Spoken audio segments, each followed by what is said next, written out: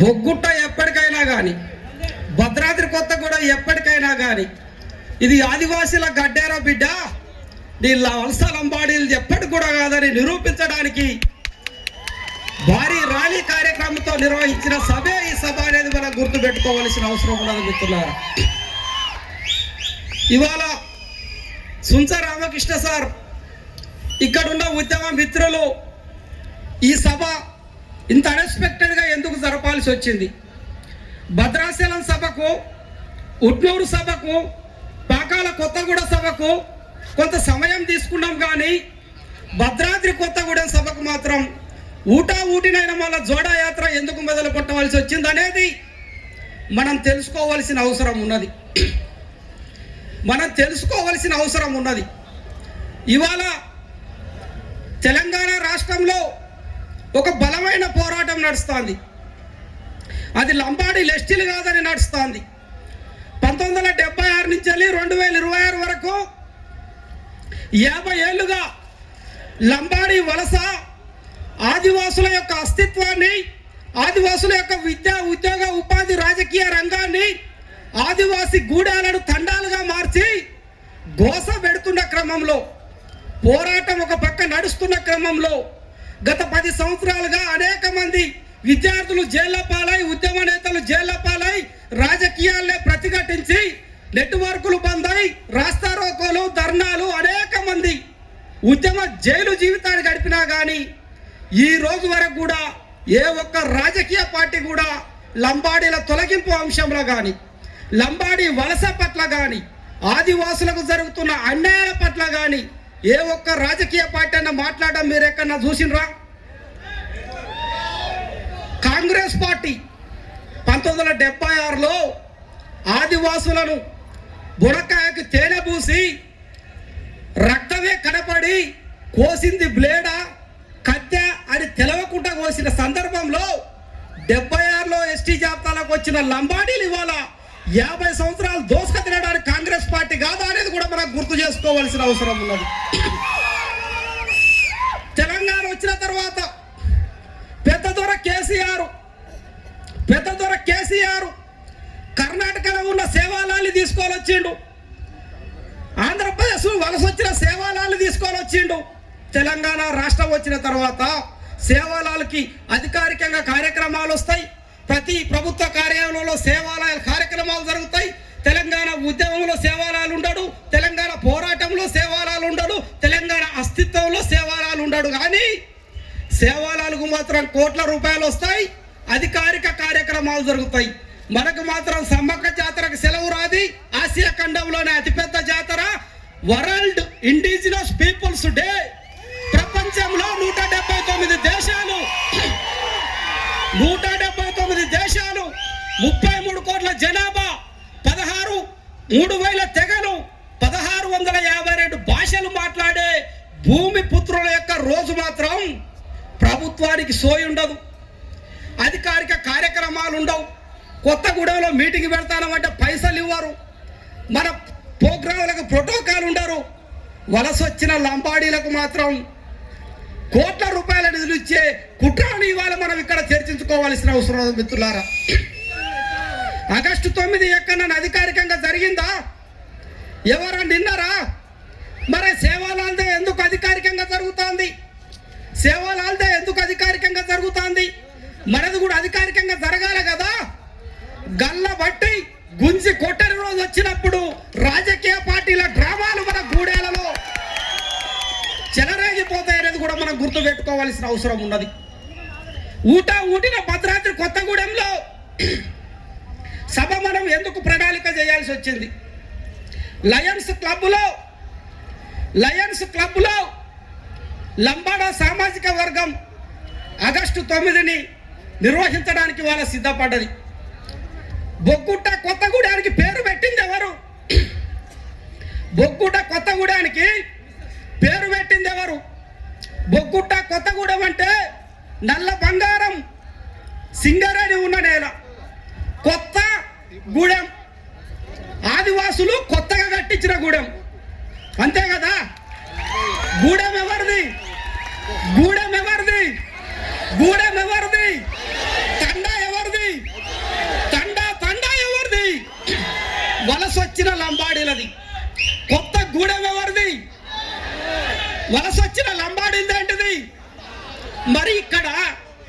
ఆదివాసీ దినోత్సవాన్ని జరుపుకుంటామంటే ఆదివాసులం ఏమైనా చేతులు కట్టుకొని ఉన్నామా? ఆదివాసులం చేతులు కట్టుకొని ఉన్నామా? 1976 వరకు లంబాడీలు ఎస్టీ జాబితాలోకి వచ్చిన తర్వాత ఎర్ర రంగు కాసాయి రంగు కలిగిన జెండా వేసేది. 1990 వరకు కూడా అదే జెండా ఉన్నది. 2000 సంవత్సరానికి వచ్చిన తర్వాత ఆకు జెండా పట్ట జెండా వేసుడు మొదలు పెట్టిండు. 76 తర్వాత మైదాన ప్రాంత గిరిజనులం అన్నాడు. 2000 సంవత్సరాలకు వచ్చిన తర్వాత మేమే గిరిజనులం అన్నాడు. ఈ రోజున 2026కు వచ్చిన తర్వాత ఏమంటాడో తెలుసా? కోయలంతా బస్తర్ నుంచి వలస వచ్చిండ్రు, తెలంగాణ నేటివ్ ట్రైబల్స్ లంబాడా మేమే ఆదివాసులం అని వాళ్ళ ఆదివాసీ ప్రపంచ దినోత్సవాన్ని ఈ జెండాని కబ్జా చేసినా కానీ చేతులు కట్టుకొని గూడెలలో మనం కూర్చుందామా? బిడ్డ, ఇది ఎప్పటికైనా నాకడ్డాన్ని నిరూపించడానికి వచ్చిన సభనే ఇవాళ ఈ కొత్తగూడెం సభ అనేది మనం గుర్తుపెట్టుకోవాల్సిన అవసరం ఉన్నది. మిత్రులారా, అన్ని దోసుకున్నాడు, రిజర్వేషన్లు దోసుకున్నాడు, ఉద్యోగాలు ఉపాధి రాజకీయాలు దోసుకున్నాడు, చివరికి నీ గూడాన్ని కూడా దోసుకున్నాడు. ఉన్నదా? 1950 రెవెన్యూ గెజిట్లో ఇక్కడ మా వీరమల్లు సార్ ఉన్నాడు, ప్రసాదరావు సార్ ఉన్నాడు. 1950 గెజిట్లో మీ రెవెన్యూలో ఎక్కడైనా ఒక తండాన కనపడ్డదా? ఒక తండాన కనపడ్డదా? తెలంగాణలో తండాన పేరు పెట్టుకోకుండా లంబాడీలు గ్రామం నిర్మించుకుంటారా? తండా అనేది లేకుండా నిర్మించుకుంటారా? మరి నిర్మించుకోనప్పుడు, రెవెన్యూ గ్రామాల్లో లేనప్పుడు తండా పేరు గల గ్రామాలు ఇవాళ లంబాడి తండాలు వలస తండాలు కాదా అనేది కూడా మనం గుర్తుపెట్టుకోవాల్సిన అవసరం ఉన్నది. మిత్రులారా,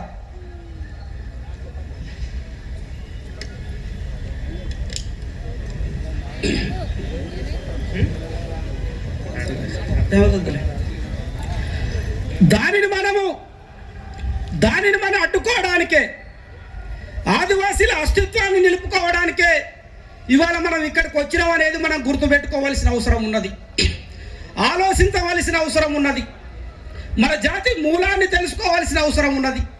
ఇవాళ ఇక్కడ తెలంగాణలో లంబాడ ఆదివాసీ సమస్య తెగల మధ్యలో సమస్య అయిపోయింది. రాజకీయ పార్టీలకి లంబాడీల ఓట్లు ఇంపార్టెంట్ అయిపోయినాయి. మన వెనక రాజకీయ పార్టీలు లేవు, సామాజిక కులాలు లేవు, మన వెనక ఎవరు కూడా లేరు.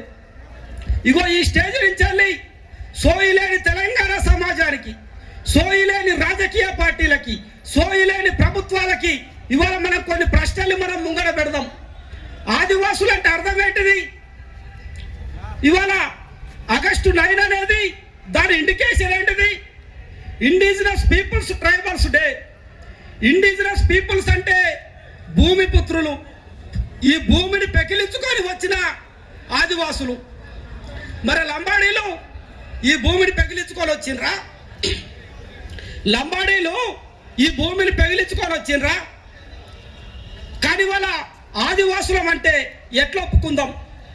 ఇవాళ మనం కొన్ని ప్రశ్నలు మనం ముంగడ పెడదాం. రోహిణి కార్తె అంటే మీకు అందరికీ తెలుసు. రోహిణి కార్తె అంటే మీకు అందరికీ తెలుసు. ఒక సైంటిఫిక్ ఆంథ్రోపాలజికల్ సర్వే రిపోర్టు ఒక షెడ్యూల్డ్ ట్రైబ్కి, ఒక ఆదివాసికి ఎటువంటి లక్షణాలు ఉంటాయో ఆంథ్రోపాలజికల్ చెబుతుంది. రోహిణి కార్తెలో కాకిని పుల్లని బట్టి, కాకి పుల్ల పట్టేదాన్ని బట్టి, కాకి గూడు పెట్టేదాన్ని బట్టి, కాకి పుల్ల మొదట పట్టిందా, కాకి పుల్ల చివరికి పట్టిందా అని కాకి యొక్క జ్ఞానాన్ని కనుగొని కాలాన్ని చెప్పేవాడే ఆదివాసులు అని చెప్పింది మన కోయ సిద్ధాంతం. కాకితోని కాలం కొలుస్తారా? కాకి చింత చెట్టు మీద కాకి గూడు పెడుతుంది.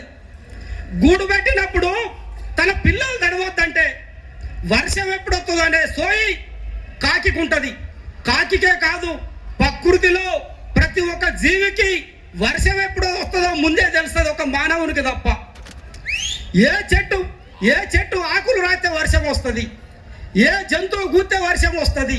సీమలు లోతట్టు ప్రాంతాల నుంచి తన ఆహారాన్ని ఒడ్డు ప్రాంతానికి తీసుకుపోతుందంటే 5 రోజుల తుఫాన్ వస్తుంది. జంగబిల్లి తెల్లారు ఎట్లా మూలుగుతుందంటే తుఫాన్లు వస్తాయి. చందమామకు అర్ధగుడి కట్టిందంటే దగ్గర కడితే వర్షాలు దూరం ఉన్నాయి, దూరం కట్టిందంటే వర్షాలు దగ్గర ఉన్నాయి. నాగుంబాం కూస్తే వర్షం వస్తుంది, సీమలు ఇంట్లోకి వస్తే వర్షం వస్తుంది. ఇగో దీనినే ఇండిజినస్ నాలెడ్జ్ అంటారు. ప్రకృతి కదలికలను బట్టి, జంతువుల అరుపులను బట్టి, చెట్ల ఆకులను బట్టి, వీచే గాలులను బట్టి ప్రకృతి జ్ఞానాన్ని పట్టిన వాడే ఇండిజినస్ ఆదివాసీ ట్రైబల్ అవుతాడు తప్ప తెల్ల తోలుతోని వలస వచ్చిన లంబాడీలు ఏ రోజు కూడా ఆదివాసులు గారని నినదించడానికే పెట్టిన సభ ఇదనేది కూడా గుర్తుపెట్టుకోవాల్సిన అవసరం ఉన్నది. ట్రైబల్స్ ఎక్కడుంటారు? ఇప్ప పువ్వు సంతకాడ సుక్కకి ఇప్ప పువ్వు నేరడానికి మసమస చీకట్లో మాగ పున్నమిలో బుట్టలు పట్టుకొని గుంపులు గుంపులుగా ఇప్ప పువ్వు వేరి ఇప్ప పువ్వు లడ్డు చేసిన వారు ఆదివాసులు అవుతారు. 9 రోజులు ఊరబెట్టి 9 రోజులు ఇప్ప పువ్వును ఊరబెట్టి ఆవిరి నుంచి తీసే ఇప్పసార తయారు చేసిన వారు ఆదివాసులు అవుతారు. 24 గంటలల్లా గుడాంబ తయారు చేసిన వాళ్ళు ఆదివాసులు గారు. సైంటిఫిక్ గా 9 రోజులు నానబెట్టి ఆవిరి నుంచి తీసిన వారు ఆదివాసులు అవుతారు. ఇప్పపు లడ్డూలు చేసిన వారు ఆదివాసులు అవుతారు. కుడుములు చేసిన వాళ్ళు ఆదివాసులు అవుతారు. ఇప్ప చెట్టుకి 3ఓడైతే 3 బొట్లు, 4ఓడైతే 4 బొట్లు, 5ఓడైతే 5 బొట్లు, 6ఓడైతే 6 బొట్లు, 7ఓడైతే 7 బొట్లు పసుపు కుంకుమ బొట్లు పెట్టి పూజ చేసి ఇప్ప చెవును కొడుచున్నాడు ఆదివాసి అవుతాడు. మరి ట్రైన్ పట్టాలేం బట్టి మా సుంచ సార్ అన్నాడు, బల్లార్షా నుంచి వెళ్ళి 10 రూపాయల టికెట్ తోని మహబూబాబాద్కి, మన కొత్తగూడెం రైల్వే స్టేషన్కి, కారపల్లి రైల్వే స్టేషన్కి అసంఖ్యాకంగా వలస వచ్చి మన రిజర్వేషన్లు దొబ్బుకున్న లంబాడీలు ఆదివాసులు అవుతారా? ఇప్ప చెట్టుతో సంబంధం ఉన్నదా? ఇప్ప చెట్టుతో సంబంధం ఉన్నదా? రోహిణి కార్తిలో భూమి మార్పును బట్టి భూమిని దైవంగా కొలిసే భూమి పండుగ చేసి రేల పాటలాడి నా నెమలీకలతోని గుస్సాడీలు, కోయ నృత్యాలు, రేల పాటలు వాడే ఆదివాసులు ఇవాళ ఇండిజినస్ పీపుల్స్ అవుతారు. వలస వచ్చిన వాళ్ళు ఇండిజినస్ పీపుల్స్ అవుతారా? నీ నెత్తిన నెమలీకున్నదా? నీ నెత్తిన గుస్సాడి ఉన్నదా? నీ ఎత్తిన అడవితో ఉన్న కొమ్ము ఉన్నదా? నృత్యం ఎక్కడి నుంచే వచ్చింది? కొమ్ము నృత్యం ఎక్కడి నుంచే వచ్చింది? మా రేల రవాణా పెట్టిన కొమ్ము నృత్యం ఎక్కడి నుంచే వచ్చింది? అడవి తుండల ఆట నుంచే వచ్చింది. దింసా నృత్యం ఎక్కడి నుంచే వచ్చింది? గుస్సాడిల పైన నెమలికి ఎక్కడి నుంచే వచ్చింది? నెమ్మల్ల సమూహం ఆడే ఆట నుంచే వచ్చింది. ఆహ్లాదంగా ఆట నుంచే వచ్చింది. పండు వెన్నెలలో రేల పాట అయింది. అది ప్రకృతి జీవనంలో కలగలిసింది. బిడ్డానికి లక్షణాలు ఉన్నాయా?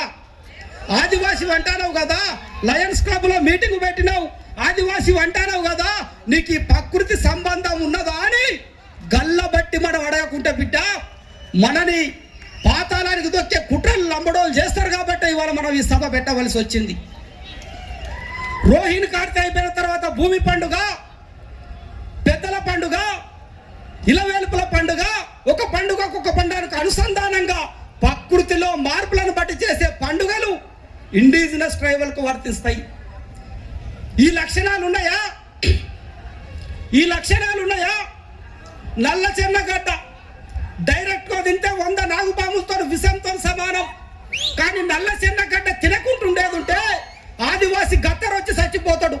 ఆ నల్ల చెన్నగడ్డ తెల్ల చెన్నగడ్డని రోహిణి కార్తిలో, తొలకరిలో వాగులెంబటి, ఓరెలెంబటి తవ్వి తీసుకొని వచ్చి 100 నాగుపాముల విషాన్ని తరిగి తరిగి తరిగి కొత్త గంపలో పెట్టి పారే నీటిలో 24 గంటలు ఉంచితే 100 నాగుపాముల విషం పోయిన తర్వాత విషాన్ని ఆహారంగా మార్చుకొని మలేరియా రోగాన్ని తగ్గించుకున్న ఆదివాసీ ఇండిజినస్ పీపుల్స్ అవుతాడు. 100 నాగుపాముల విషాన్ని కూడా ఆహారంగా మార్చుకున్న ఆదివాసీ ఇండిజినస్ పీపుల్స్ అవుతాడు. 24 రకాల ఆకుకూరలు, 60 రకాల అడవిలో చెట్లు, పండ్లు, ప్రకృతి ఫల సహాయం, అనేక రకాల ప్రకృతి మిలిత జీవితం కలిపేటోడు ఆదివాసులు అవుతాడు. కానీ వాళ్ళ తెలంగాణ రాష్ట్రంలో రాష్ట్ర ప్రభుత్వానికి ఎవరు ఆదివాసులు అయినరు? రాష్ట్ర ప్రభుత్వానికి ఎవరు ఆదివాసులు అయినరు? రాజకీయ పార్టీలకు ఎవరు ఆదివాసులు అయినరు? ఇక్కడున్న తెలంగాణ సమాజానికి ఎవరు ఆదివాసులు అయినరు? బరాబరిగా ప్రకృతితో సంబంధం ఉన్న జీవులు మాత్రమే. ఇవాళ ఈ ఆదివాసీ హక్కు అనేది కూడా బరి తెగించి మనం లంబాడీలకు హెచ్చరిక జారీ చేయడానికే పెట్టిన సభ ఇదనేది కూడా మనం గుర్తు పెట్టుకోవాల్సిన అవసరం ఉన్నది. మిత్రులారా, ఎక్కడ దూకుతావు నువ్వు?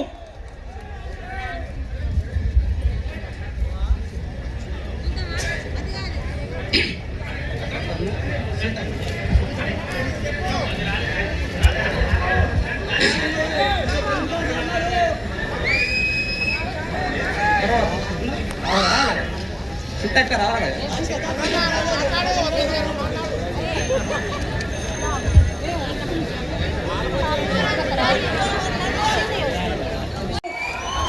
ప్రశ్న మన ముందు తలెత్తుతోంది. తెలంగాణ రాష్ట్రంలో రిజర్వేషన్ల సమస్యలో మనకు జరిగే అన్యాయం పట్ల ఒక పక్క లంబాడీలు ఎస్టీలు కాదని మనం మాట్లాడుకుంటూ వస్తూ ఉంటే మేమే ఆదివాసులం అని వచ్చే క్రమంలో ఇవాళ కొట్లాటకు మనము బరాబరిగా సిద్ధం కావాల్సిన అవసరం ఉన్నది మిత్రులారా. భద్రాచలంలో మనం సభ పెట్టినా, ఉట్నూరులో మనం సభ పెట్టినా, ఎటునాగారంలో సభ పెట్టినా, పాకాల కొత్తగూడలో సభ పెట్టినా మన ఏకైక డిమాండ్ 50 ఏళ్లుగా గోసపడుతున్న లంబాడీలను ఎస్టీ జాబితాలకు వెళ్ళి తొలగించడమే అనే డిమాండ్ అనేది మాత్రం మనం ఈ ప్రభుత్వం ముందు ఉంచుతాము. రెండవ డిమాండ్గా 1970 దశకంలోనే షెడ్యూల్ పై ఆధారంగా 76లో వచ్చిన ఐటీడీల అనుసంధానంగా 22 శాఖలకు సంబంధించిన జీవోలు, ఇవాళ ఫారెస్ట్ 92, జీవో 3 టీచర్లు, హెల్త్ 68, పంచాయత్ సెక్రటరీ 145, మొన్నొచ్చిన పోలీస్ కానిస్టేబుల్ 109, ఇవన్నీ కూడా షెడ్యూల్డ్ ప్రాంతంలో ఆర్టికల్ 342 ప్రకారం షెడ్యూల్ ఏరియా సర్టిఫికెట్ ఆధారంగా ఇవ్వాలని ఉన్నప్పటికీ కూడా కేవలం జీవో 3 కొట్టుడు పోయిందనే ఒకటే ఒక సాకు మీద ఇవాళ మొన్న పోలీస్ శాఖ నోటిఫికేషన్లో కూడా వాళ్ళ gazette notification police guidelines రాజపత్రంలో ఉన్న 3వ పేజీ 2వ పేరాలో ఐ క్లాస్ కింద ఉన్న షెడ్యూల్ పాయిలో 75% ఉద్యోగాలని ఏజెన్సీ డ్రైవర్లకు ఇవ్వాలన్న జీవోలు కూడా కాల రాసి నోటిఫికేషన్ వచ్చిన సందర్భాలు కూడా ఇవాళ మన ప్రభుత్వం ముంగడ పెడతాను. కేవలం జీవో 3 సుప్రీంకోర్టులో కొట్టుకుపోవచ్చు, జీవో 3 అనేది సుప్రీంకోర్టులో కొట్టుకుపోవచ్చు, కానీ 5వ షెడ్యూల్ కొట్టుకుపోలేదు. 5వ షెడ్యూల్ కొట్టుకుపోనంతసేపు ఏజెన్సీ బతికే ఉంటుంది, ఏజెన్సీ ఎలవెన్స్ బతికే ఉంటుంది, ఏజెన్సీ ప్రాంతం బతికే ఉంటుంది, ఎల్టీఆర్ బతికే ఉంటుంది, ఆర్టికల్ 342 బతికే ఉంటుంది. కానీ ఏజెన్సీ సర్టిఫికెట్లు మా పిల్లలకు వస్తలేవు, ఏజెన్సీ డిఎస్సీలు మా పిల్లలకు వస్తలేవు, ఏజెన్సీ ఉద్యోగాలు మా పిల్లలకు వస్తలేవు. బరాబరిగా రాష్ట్ర ప్రభుత్వం నిన్ననే పాడేరులో ఒక సభ జరిగింది. అక్కడ చంద్రబాబు ప్రభుత్వం జీవో నెంబర్ 3 2000 తీసుకొచ్చింది చంద్రబాబు ప్రభుత్వమే. 1970s లో 275 జీవోను తీసుకొచ్చింది తెలుగుదేశం ప్రభుత్వమే. కాబట్టి అక్కడ ఒక సైంటిఫిక్ పద్ధతిలో ప్రత్యేక చట్టం చేయడానికి వాళ్ళ అక్కడ ఒక ప్రణాళిక జరుగుతోంది. అదే విధంగా తెలంగాణ రాష్ట్రంలో కూడా తెలంగాణ రాష్ట్రం వచ్చిన తర్వాత కూడా 2017లో ఏజెన్సీ ఉద్యోగాలు వచ్చినాయి, ఫారెస్ట్లో వచ్చినాయి, టీచర్లో వచ్చినాయి, ఇవాళ వెటర్నరీలో వచ్చినాయి, పంచాయతీ సెక్రటరీలు వచ్చినాయి. కానీ ఇప్పుడు ఎందుకు వస్తలేవు అనేది ప్రభుత్వం ముంగట మనం ప్రశ్నలు పెడుతున్నాం మిత్రులారా. బరాబరిగా 22 శాఖలు, 155 రకాల ఉద్యోగాలు షెడ్యూల్డ్ పాయిలో అది రాజ్యాంగం కల్పించిన హక్కు. దాన్ని సమీక్ష చేయాల్సిన అవసరం ఉన్నది, ప్రభుత్వం కూర్చోవలసిన అవసరం ఉన్నది. రేవంత్ రెడ్డి గారు సీతక్క లాంటి ప్రతినిధులతోని కూర్చొని ఆదివాసీ సంఘాలతోని సమీక్ష చేసి ఇవాళ దాన్ని చట్టం చేసే బాధ్యతని తీసుకోవాలనే దాన్ని కూడా ఇవాళ ప్రభుత్వానికి విన్నవించడానికి పెట్టుకున్న సభనే ఈ సభ అనేది కూడా మనం గుర్తుపెట్టుకోవాల్సిన అవసరం మిత్రులారా. పోడు భూముల సమస్యలు, అనేక రకాల దాడులు అక్కడ ఆదిలాబాద్ నుంచి మొదలుకుంటే అశ్వారావుపేట దాకా. మొన్న ఇక్కడ ఒక కుసోర్నాడు జాక శేఖర్ అన్న 70 సంవత్సరాల నుంచి వెళ్ళి అటవీ ఉత్పత్తుల ఆధారంగా వాళ్ళు పట్టుపురుగుల పెంపకం పెంచుకొని 2000 కుటుంబాలు అక్కడ బతుకుతాయి. అటవీ శాఖ వచ్చి ఇక్కడ నీకు హక్కు లేదంటాడు. మధ్యప్రదేశ్లో నేషనల్ పార్కులో అక్కడ పట్టుపురుగులు పెంచుకుంటారు, అస్సాంలో ఖజురహో పార్కులో కాఫీ తోటలు పెంచుకుంటారు, ఆంధ్రాలో అరకు టీ ప్లాంట్లు పెట్టుకుంటారు. మరి తెలంగాణకు వచ్చే వరకు కొత్త చట్టాలు ఫారెస్ట్ వాళ్ళకి వస్తాయి. నేను పాకాల కొత్తగూడలో చెప్పిన ఆయన మ్యాప్ ఎటు చూపెడుతుందో తెలియదు, కానీ ఆదివాసులున్న భూముల వరకే పచ్చటి అడవి చూపెడుతుంది. నాన్ ట్రైబల్ భూమిలో తెల్లగానే చూపెడుతుంది, లంబడోల భూమిలో తెల్లగానే చూపెడుతుంది. కానీ మన ఆదివాసులకు వచ్చే వరకు మాత్రం మ్యాప్ పచ్చగా చూపెడుతుంది, పొక్కులేర్లు వస్తాయి, స్ట్రెంచర్లు కొడతాయి, ఆదివాసులని ఆగం చేసే కుట్రాలు చేస్తాయి మిత్రులారా. కాబట్టి బరాబరిగా రాష్ట్ర ప్రభుత్వం సమీక్ష చేయాలి. 2000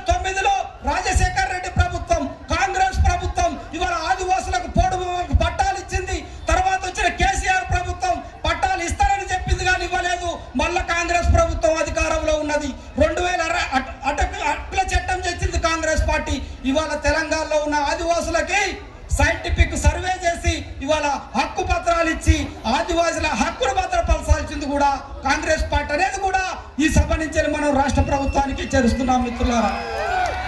ఈ రకంగా మన సమస్యలు అనేక రకాల సమస్యలు మనం ముంగడ పెట్టినాం. అయినప్పటికీ కూడా రాష్ట్ర ప్రభుత్వంలో సోయి లేదు. తెలంగాణ రాష్ట్రం ఏర్పడిన తర్వాత ఒక శాస్త్రీయ పద్ధతి లేకుండా ఆనాటి కేసీఆర్ ప్రభుత్వం ఎంత దారుణంగా విభజన చేసింది. గోండులని 7 జిల్లాలుగా విభజించింది, కోయలని 8 జిల్లాలుగా విభజించింది. ఒకటి ఖమ్మంకి 3 మండలాలు పోతాయి, భద్రాద్రికి ఇన్ని మండలాలు వస్తాయి, మహబూబాద్కి ఒక 4 మండలాలు పోతాయి, ములుగుకి ఇన్ని మండలాలు పోతాయి, భూపాలపల్లికి ఇన్ని మండలాలు పోతాయి. జియోగ్రాఫికల్ గా మనం విభజన చేసిన తర్వాత మనని మైనారిటీలో చేసి మన ఐటీడీఏలో కూడా ఎక్కడికక్కడ బలహీనపరిచిన సందర్భంలో 5వ షెడ్యూల్లో 1976లో వచ్చిన సింగిల్ లైన్ అడ్మినిస్ట్రేషన్ ప్రకారం ఐటీడీఏ పరిపాలన ద్వారా ఐటీడీఏనే నోటిఫికేషన్లు ఇవ్వాలి, ఐటీడీఏనే ఏజెన్సీ సర్టిఫికెట్లు ఇవ్వాలి, ఐటీడీఏనే ఉద్యోగ ఖాళీలు చూపెట్టాలి, ఐటీడీఏనే ఉద్యోగ భర్తీ చేయాలి. మా భద్రాచలం ఐటీడీఏలే మా పిల్లలకు వచ్చే విధంగా ఇవాళ రాష్ట్ర ప్రభుత్వం చర్యలు తీసుకోవాల్సిన అవసరం ఉన్నది. ఐటీడీఏ సింగిల్ లైన్ అడ్మినిస్ట్రేషన్ నేను తయారు చేయలేదు, నువ్వు తయారు చేయలేదు. మరి ఐటీడీఏ సింగిల్ లైన్ అడ్మినిస్ట్రేషన్కి వ్యతిరేకంగా టీఎస్పీఎస్సీ నోటిఫికేషన్లు ఎట్లు ఇస్తుంది, పోలీస్ బోర్డు నోటిఫికేషన్లు ఎట్లు ఇస్తుంది, మెడికల్ బోర్డు నోటిఫికేషన్లు ఎట్లుంటుంది, షెడ్యూల్ ఏరియా ప్రాంతాన్ని పరిగణలోకి తీసుకోవాలి కదా, ఏజెన్సీ ఆధారిత పరిగణలోకి తీసుకోవాలి కదా. 2015 డిఎస్సిలో నేను లెక్క కట్టిన అప్పటికి ఏజెన్సీ సర్టిఫికెట్లు ఉన్నాయి. కేవలం ఒక ఫారెస్ట్ శాఖలోనే 1075 పోస్టులు వచ్చినాయి. భద్రాద్రి కొత్తగూడెం 236, ఉమ్మడి వరంగల్ ఐటీడీఏ 138, పెద్ద ఐటీడీఏ ఉట్నూరు అక్కడ 536, నల్లమల్ల చిన్న ఐటీడీఏ 78, 1078 పోస్టులు షెడ్యూల్ సర్టిఫికెట్ ఆధారంగా వచ్చినాయి. టీచర్ పోస్టులు 1500 పోస్టులు వచ్చినాయి. పంచాయతీ సెక్రటరీలు 1760 పోస్టులు వచ్చినాయి. అన్ని డిపార్ట్మెంట్లు లెక్క కడితే 6000 ఉద్యోగాలు షెడ్యూల్ ప్రాంతానికి వచ్చినాయి. రూల్ ఆఫ్ రిజర్వేషన్ల 317 జీవోతోని ఇవాళ నువ్వు కొత్త జోనల్ విధానంలో ఉద్యోగాలు తీయడంతో కేవలం నీకు ఎన్ని వస్తాయి, 100కి 6 వస్తాయి, 1000కి 60 వస్తాయి. మరి 940 ఉద్యోగాలు పోతా ఉంటే చేతులు కట్టుకొని ఖాళీగా కూర్చుందామా, కొట్లాడదామా తెలుసుకోవాల్సిన అవసరం కూడా ఇక్కడికి వచ్చిన ఆదివాసీ ప్రజలపైన ఉన్నది మిత్రులారా. రాష్ట్ర ప్రభుత్వం లంబాడీల అంశంలో ఎక్కడ కూడా మన పక్షాన నిలబడతలేదు. రాజకీయ పార్టీలు నిలబడతలేవు. కాంగ్రెస్, బీఆర్ఎస్, బీజేపీ, విప్లవ ఉద్యమ పార్టీలు, ఇవాళ ఎర్రజెండా పార్టీలు, బహుజన పార్టీలు, ఏ పార్టీ అన్న నీ వెనక ఉన్నది చూసినావా? ఏ పార్టీ అన్నకి జెండా పట్టుకొని నిజంగానే లంబాడీల వలస తెలంగాణకు వచ్చింది, దీన్ని అడ్డుకోవాల్సిన బాధ్యత ఉన్నదని ఎవరైనా మాట్లాడినా ఆంధ్ర వలసలని చెట్టు మీద కొంగ అంటే ఆంధ్ర వాడు దొంగ అన్నావు. మరి మహారాష్ట్ర బీసీడీకి ఇక్కడ సమ్మగా ఉన్నాడా? ఛత్తీస్గఢ్ ఎస్సీడీకి ఇక్కడ సరిపోయిందా? కర్ణాటక ఎస్సీ ఇక్కడ ఈ కరెక్ట్గా ఉన్నాడా ఈ తెలంగాణ రాష్ట్రంలో? మరి ఈ వలసల గురించి ఎవడు మాట్లాడాలి? జిలేలమ్మ జిట్ట ఆంధ్ర వాడు వలస వచ్చిండు పాడిన గోరె టెంక నెడిపోయింది. వాళ్ళ అయ్యోనివా నువ్వు అవ్వనివా అన్న తేలి విజయ్ ఎడిపోయింది. ఆంధ్ర వలసనే అయినప్పుడు మా కారపల్లిలో, మా టేకులపల్లిలో, ఇక్కడున్న మా ఏజెన్సీ ప్రాంతాలు, ట్రైన్ రూట్ ప్రాంతాలు, పాకాల కొత్తగూడెం, గూడూరు, ఇవాళ మా మేడారాలు కూడా 70 కుటుంబాలు వలస వచ్చి సార్లమ్మ మీకు సమ్మక్క మాదనే కాడికి వచ్చింది. అంటే ఈ లంబాడ వలస మీద మరి ఈ సోయిలేని తెలంగాణ సమాజం మాట్లాడాలా వద్దా? మహా మేధావులు ఉన్నారు కదా, మహా ప్రొఫెసర్లు ఉన్నారు కదా, మరి ఈ వలస సంగతి ఏంటని కొట్లాడే సందర్భంలో కూడా మన పక్షాన ఎవరు లేరు మిత్రులారా. నీ వెనక రాజకీయ పార్టీలు లేనప్పుడు, నీ వెనక రాజకీయ పార్టీలు, బీసీ సంఘాలు, బహుజన సంఘాలు లేనప్పుడు ఆదివాసులం ఏకాకులమైన 60 ఎమ్మెల్యే స్థానాలలో ఇవాళ లంబాడీలు ఉన్నారు. కేవలం 12 ఎమ్మెల్యే స్థానాలలో మనం ఉన్నామంటారు. ఏ రాజకీయ పార్టీకైనా కానీ 60 ఎమ్మెల్యే స్థానాల్ని గెలుపోవటములు నిర్దేశించేంత ఓటు బలం మాకున్నది. కాబట్టి బిడ్డ ఈ తెలంగాణలో మీ ఆదివాసులు మమ్మల్ని ఏం చేయలేదని మాట్లాడే పరిస్థితులు ఉన్నాయి. మరి అనుకున్నప్పుడు మనం ఏం చేస్తామో చెప్పాలా? యుద్ధం ఎట్లా గెలుతామో చెప్పాలా? యుద్ధం ఏ రకంగా గెలిపియాలో చెప్పాలా? ఈ కొత్తగూడ సభ నుంచి వాళ్ళ ఇంటెలిజెన్స్ కానీ ఇక్కడున్న అధికారులు కానీ నోటు చేసుకోండి. హలో, ఇప్పుడే ఇక ప్రపంచ ఆదివాసీ దినోత్సవాలకి విచ్చేసినటువంటి భద్రాచలం శాసనసభ్యులు గౌరవ డాక్టర్ తెల్ల వెంకటరావు. మరి యుద్ధం ఎట్లా గెలుతామో తుడుందే ఒక ప్రణాళిక కనుగొన్నది. కొమరం భీం ఏమన్నాడు? తన నేలని ఆయుధం చేసుకొని కొట్లాడమన్నాడు. తన నేలని ఆయుధం చేసుకొని కొట్లాడమన్నాడు. మన పూర్వీకులు ఏమన్నారు? నేల విడిసి సాము చేయకు బిడ్డ అన్నారు. ఢిల్లీలో కొట్లాడినాం, హైదరాబాద్లో కొట్లాడినాం, పరిష్కారాలు వచ్చినాయా? నాటి టీఆర్ఎస్ ప్రభుత్వానికి పరిష్కారం చూపెట్టిందా? కేసీఆర్ చర్చలకు పిలిచిందా? నేటి రేవంత్ రెడ్డి ప్రభుత్వం పరిష్కారం చూపెట్టిందా? చర్చలకు పిలిచిండ్రా? మరి ఏం చేద్దామంటే రాసి పెట్టుకోండి. 5వ షెడ్యూల్ ప్రాంతంలో తెలంగాణ 1,80,000 కిలోమీటర్లు, 1,08,000 కిలోమీటర్లు తెలంగాణ. అలా 20,000 చదరపు కిలోమీటర్ల ప్రాంతంలో కోన 3,800 మంది ఎక్కడి నుంచి వచ్చి పెట్టినరో కూడా తెలియదు. ఇవాళ బీపీఎల్ ఉన్నది మన ప్రాంతంలో. సీతక్క గారికి స్వాగతం చెప్పి సారీ భద్రాచలం పేపర్ బోర్డు తెలుసా? 3,000 ఉద్యోగాలు, 120 మంది కోయాలు ఉన్నారు. మిగతా వాడు ఎక్కడో తెలియదు. తెలంగాణ రాష్ట్రం మొత్తంలో పేపర్లు యూనివర్సిటీల స్కూళ్ళలో రాయాలంటే తయారయ్యేది ఎక్కడ? భద్రాచలంలో. అలా ఉద్యోగం ఉండదు, 20% వాటా ఉండదు, కానీ నీ ప్రాంతంలో ఉంటుంది. మనుగూరు బారాజన కర్మాగారం, మనుగూరు బీటీపీఎస్ కానీ, నవభారత్ కానీ ఎక్కడన్నా మనకు ఉద్యోగాలు ఉన్నాయా? ఎక్కడన్నా ఉద్యోగాలు ఉన్నాయా? లెక్క కడితే 25,000 ఉద్యోగాలలో మనకు కేవలం 300 నుంచి 500 ఉద్యోగాలే కోయాలం ఉన్నాం. మరి మిగతా ఉద్యోగాలన్నీ పోతాయి. ఆ ఫ్యాక్టరీల నుంచి వెళ్ళి నష్టపోతాం. అక్కడి నుంచి వెళ్ళి నిధులన్నీ తెలంగాణకు పోతాయి. ఒక కేటీపీఎస్ యాన్యువల్ ఇన్కమ్ 18,000 కోట్లు, బీపీఎల్ యాన్యువల్ ఇన్కమ్ 16,000 కోట్లు, బీటీపీఎస్ యాన్యువల్ ఇన్కమ్ 12,000 కోట్లు, సింగరేణి యాన్యువల్ ఇన్కమ్ 42,000 కోట్లు. సింగరేణిలో ఉద్యోగాలు 48,000, అలా 2,000 మాత్రమే కోయాలం ఉన్నాం. 46,000 ఎక్కడి నుంచి వచ్చిండ్రు? దుమ్ము నీ ప్రాంతమే, ధూళి నీ ప్రాంతమే. ఎక్కడ ఓపెన్ కాస్ట్ పెడతాడో తెలియదు, ఏ గూడెం ముడుగుతో తెలియదు, ఎక్కడ నిర్వాసితుల వైపు తెలియదు, ట్రైన్ రూట్ ఏమిటి ఎక్కడికి పోతుందో తెలియదు. సింగరేణిలో వాటా ఉండదు, నిధులలో వాటా ఉండదు, కానీ నీ ప్రాంతానికి మాత్రం నిర్వాసితం మిగిలింది. గోదావరి నది మీద కట్టిన ప్రాజెక్టులు కేసీఆర్ ఎక్కడలేని డిజైన్లు పెట్టిన తెలంగాణ వచ్చిన తర్వాత నా నీరు తెలంగాణ దోసుకున్నాడు అన్నాడు. వీడు మాత్రం మన నీళ్ళు దోసుకున్నాడు. కాళేశ్వరం 42,000 ఎకరాలు, 320 టీఎంసీలు, అన్నారం 22 లక్షల ఎకరాలు, 22 లక్షల ఎకరాలు అన్నారం, మేడిగడ్డ 23 లక్షల ఎకరాలు, తుపాకులు కూడా 7.5 లక్షల ఎకరాలు, దేవతుల 6,70,000 ఎకరాలు, సీతారామ ప్రాజెక్టు 23 లక్షల ఎకరాలు, ఎక్స్టెన్షన్ 60 లక్షల ఎకరాలు.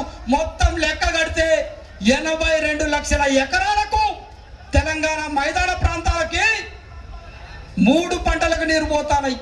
ఏ కోయాడు భూమి కన్నా ఎకరానికి నీరు వచ్చినాయా? ఎకరానికి నీరు వచ్చినాయా? ఏ కోయాడు భూమి కన్నా? మరి తెలంగాణలో 3 పంటలు పండించుకుంటే నువ్వేమో వర్షాధార పంటల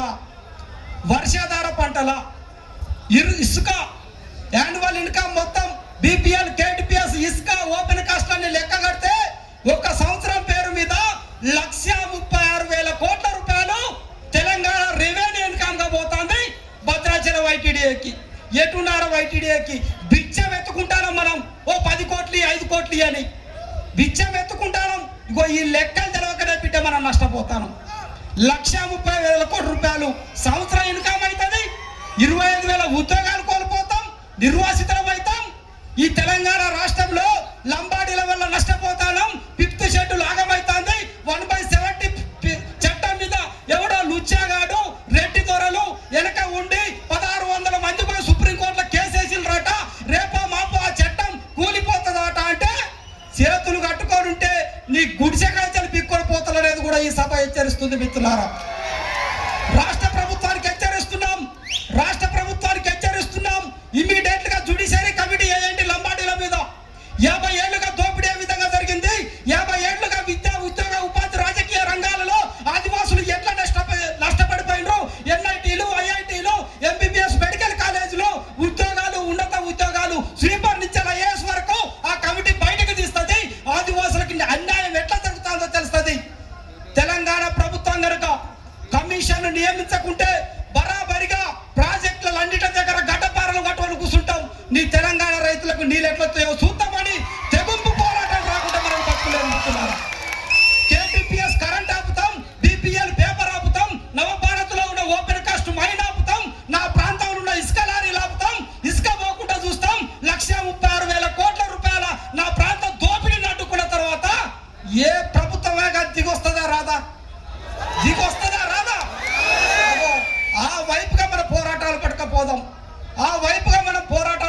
తీసుకుపోతాం. రాష్ట్ర ప్రభుత్వం ఇంటెలిజెన్స్ రిపోర్ట్ ఇవ్వండి. తుడుందెబ్బ అదే పనులు ఉన్నది. కొమరంభీం సైన్యం తయారైతుంది. బరాబరిగా మా డిమాండ్లు కనుక 5 డిమాండ్లు కనుక నెరవేరలేదంటే మరొక కొమరంభీం ఉగ్ర రూపం తుడుందెబ్బ రూపంలో చూస్తాలని కూడా హెచ్చరిస్తున్నాం మిత్రులారా. ఇక్కడికి వచ్చిన చివరిగా మన గౌరవనీయులు మన మంత్రివర్యులు సీతక్క గారు ఒకసారి అందరం చేతులెత్తి దండం పెట్టాలి. ఎందుకంటే మనం చూసినాం మాఘ పున్నమిలో ఎక్కడన్నా కోయలకంటూ ఒక అస్తిత్వ మూలం ఉన్నదా? మనకంటూ ఆయమన్న గుడి ఉన్నదా? ఇంకా గుడిసెల కిందనే మన దేవర్లు, ఇప్ప చెట్ల కిందనే మన దేవర్లు. మన సంస్కృతి మీద క్రిస్టియన్ దాడి జరుగుతుంది, మన సంస్కృతి మీద హిందూ మత దాడి జరుగుతుంది. గొట్టు గోత్రాలు పోయినాయి, సంస్కృతి పండుగలు పోయినాయి. ఇవన్నిటిని మనకు రక్షించడానికి మన మేడారంలో 15,000 బొమ్మలతోని వాళ్ళ ఎవరు పోయినా కానీ గొట్టు గోత్రాలు సంస్కృతి సాంప్రదాయాలు కనపడే విధంగా ఇంకా 1000 సంవత్సరాలకైనా కానీ మేడారం సమ్మక్క సారలమ్మలు ఆదిమ మూలమే తప్ప ఏ మతం రాకుండా చేసిన ఘనత మన అక్కకున్నది. కాబట్టి ఇవాళ మనం ఇక్కడ స్మరించుకోవాల్సిన అక్కని ఇవాళ మనము ఈ శుభ సందర్భంగా మనం అభినందించుకోవాలి ఆదివాసీ సమాజంగా. ఇప్పుడు మనం అనేక రకాలుగా సంస్కృతి సాంప్రదాయాలు గొట్టు గోత్రాలు కోల్పోయే క్రమంలో ఒక మంత్రి హోదాలో ఉన్నా కానీ సమ్మక్క గద్దెల మొక్కులు తప్ప ఎక్కడన్నా సీతక్క మన రాముని గుడికి పోవంగా చూసిండ్రా? తిరుపతి పోవంగా చూసిండ్రా? హిందూ మత దేవుళ్ళ దగ్గరకు పోవంగా చూసిండ్రా? అవమానం కాదు అని మిత్రులారా.